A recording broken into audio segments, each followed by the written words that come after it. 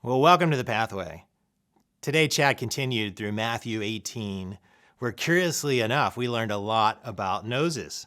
We learned about God's nose. We learned about our nose. It was a very nose-centric Sunday. And we learned that God has a long nose when it comes to the depth of his forgiveness for us. And we learned that we need to stop looking down our noses at other people and putting our nose into the scorebook of our relationships. But my favorite takeaway from today was that forgiveness is always on the nose, that it is always 100% of the time the right thing to do. And I know that sounds simplistic, but as I was listening to Chad today, it dawned on me that that's also very freeing.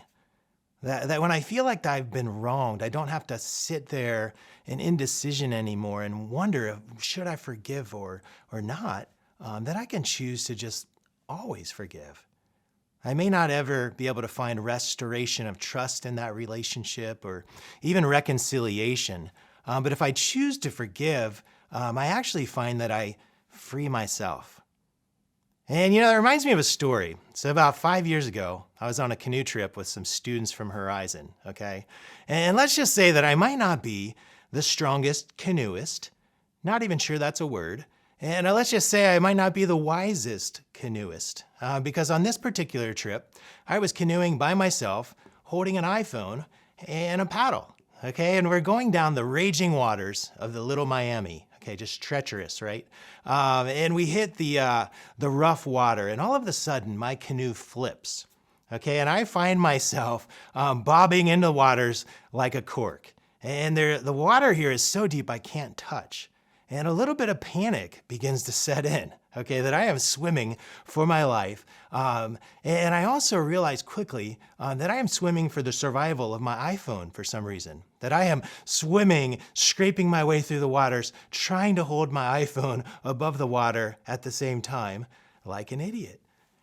Thankfully, the water eventually took me to where my feet could hold and I could stand. And it dawned on me pretty quickly, like how silly it was that I was not willing to let go of my iPhone to perhaps save my life. That, friends, it's hard to swim when we're unwilling to let go of something.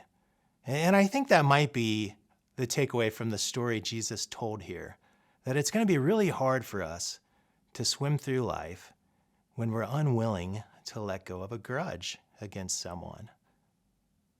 I wonder for you, could today be the day where you need to just let it go, where you need to just pass along the forgiveness of the long-nosed God of the universe from your life to someone's life who's wronged you? Let me finish our time in prayer.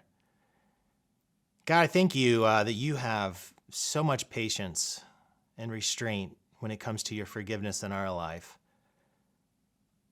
And I just ask that you would help us, help me to pass along that forgiveness to other people, knowing that in the end that it actually just frees me and it actually just allows me to swim well through the waters of life.